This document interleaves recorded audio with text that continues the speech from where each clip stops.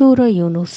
سورہ یونس مکی ہے اور اس میں 109 آیتیں اور 11 رکوع ہیں۔ شروع خدا کا نام لے کر جو بڑا مہربان نہایت رحم والا ہے۔ الف لام را، یہ بڑی دانائی حکمت کی کتاب کی آیتیں ہیں۔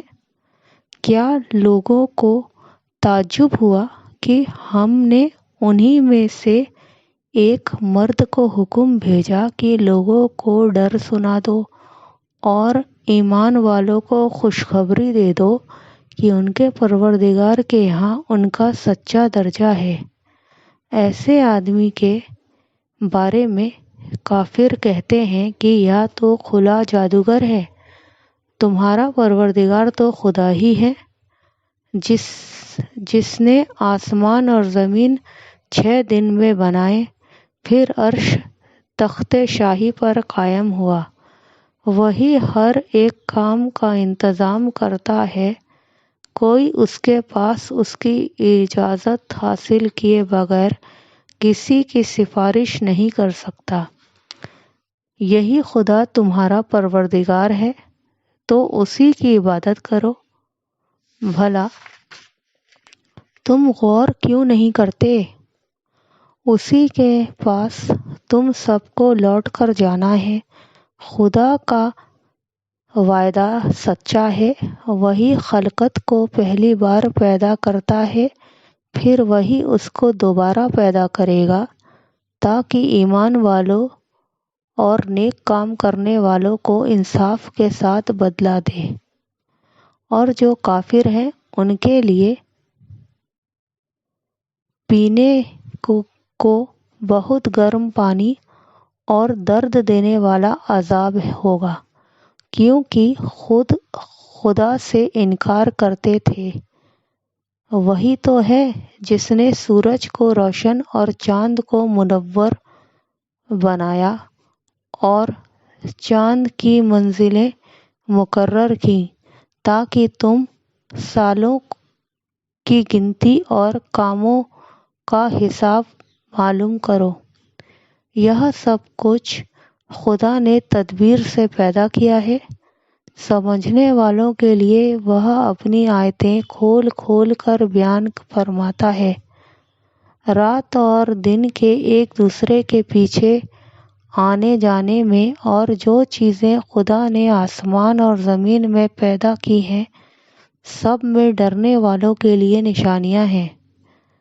جن لوگوں کو ہم سے ملنے کی امید نہیں اور دنیا کی زندگی سے خوش اور اسی پر مطمئن ہو بیٹھے اور ہماری نشانیوں سے غافل ہو رہے ہیں، ان کا ٹھکانہ ان اعمال کی وجہ سے جو وہ کرتے ہیں دوزخ ہے۔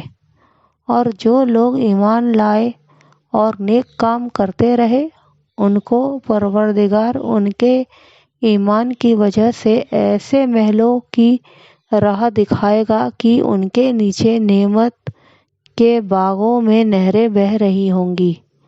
جب وہ ان میں ان کی نعمتوں کو دیکھیں گے تو بے ساختہ کہیں گے سبحان اللہ، اور آپس میں ان کی دعا سلام علیکم ہوگی، اور ان کا آخری قول یہ ہوگا کہ خدائے رب العالمین کی حمد اور اس کا شکر ہے۔ اور اگر خدا لوگوں کی برائی میں جلدی کرتا جس طرح وہ بھلائی چاہنے میں جلدی کرتے ہیں، تو ان کی عمر کی میعاد پوری ہو چکی ہوتی۔ سو جن لوگوں کو ہم سے ملنے کی امید نہیں، انہیں ہم چھوڑے رکھتے ہیں کہ اپنی سرکشی میں بہکتے رہیں، اور جب انسان کو تکلیف پہنچتی ہے تو لیٹا اور بیٹھا اور کھڑا ہر حال میں ہمیں پکارتا ہے، پھر جب ہم تکلیف کو اس سے دور کر دیتے ہیں تو بے لحاظ ہو جاتا ہے۔ اس طرح گزر جاتا ہے کہ گویا کسی تکلیف پہنچنے پر ہمیں کبھی پکارا ہی نہ تھا۔ اسی طرح حد سے نکل جانے والوں کا ان کے اعمال سجا کر دکھائے گئے ہیں، اور تم سے پہلے کئی امتوں کو جب انہوں نے ظلم اختیار کیا ہلاک کر چکے ہیں، اور ان کے پاس پیغمبر کھلی نشانیاں لے کر آئے مگر وہ ایسے نہ تھے کہ ایمان لاتے۔ ہم گنہگار لوگوں کو اسی طرح بدلہ دیا کرتے ہیں۔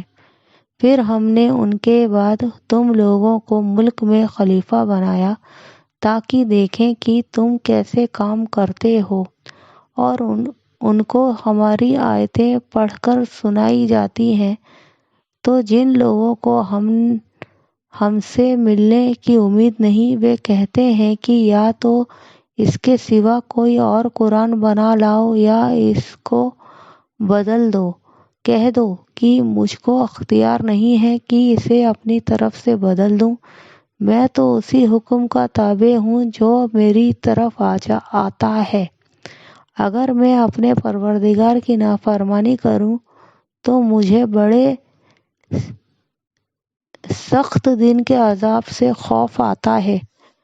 یہ بھی کہہ دو کہ اگر خدا چاہتا تو نہ تو میں ہی یہ کتاب تم کو پڑھ کر سناتا اور نہ وہی تمہیں اس کے بارے میں بتاتا۔ میں اس سے پہلے تم میں ایک عمر رہا ہوں اور کبھی ایک کلمہ بھی اس طرح کا نہیں کہا، بھلا تم سمجھتے نہیں؟ تو اس سے بڑھ کر ظالم کون جو خدا پر جھوٹ گھڑے اور اس کی آیتوں کو جھٹلائے؟ بے شک گنہگار کامیابی نہیں پائیں گے۔ اور یہ لوگ خدا کے سوا ایسی چیزوں کی عبادت کرتے ہیں جو نہ ان کا کچھ بگاڑ ہی سکتی ہے اور نہ کچھ بھلا ہی کر سکتی ہے، اور کہتے ہیں کہ یہ خدا کے پاس ہماری سفارش کرنے والے ہیں۔ کہہ دو کیا تم خدا کو ایسی چیز بتاتے ہو جس کا وجود اسے نہ آسمانوں میں معلوم ہوتا ہے اور نہ زمین میں؟ وہ پاک ہے اور اس کی شان ان کے شرک کرنے سے بہت بلند ہے۔ اور سب لوگ پہلے ایک ہی امت یعنی ایک ہی ملت پر تھے،